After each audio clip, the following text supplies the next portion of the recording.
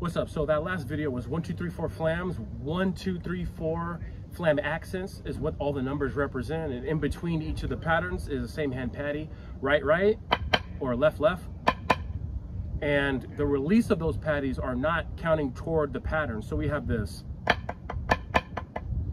and then the 2 pattern starts. 1, 2, 1, 2, 3.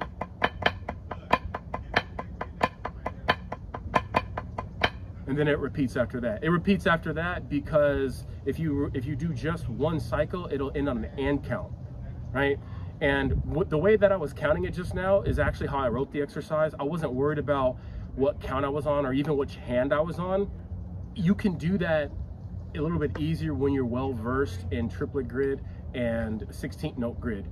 And then of course putting the rudimental aspect on it for chops, for the sake of chops.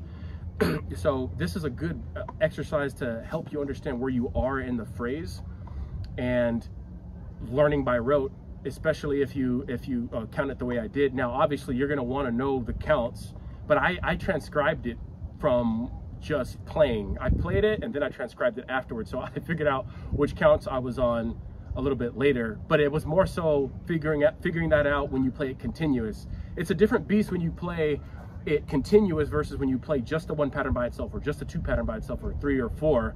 Because say for instance, if you do the 2 pattern, so starting on 2, you end after 1, but you have to skip to 3. So I'm gonna show you what I mean. 3, 1, 2, 3, 4, 1, and then 2, 3. So if you're not paying attention, if you're not mentally engaged, you're gonna get lost. But again, being well versed in the grid and putting rudiments on it is really gonna help you. So take this one home, do it with the flam drags like I did in the last video, put cheese on it or whatever else you want, and I'll see you in the next video.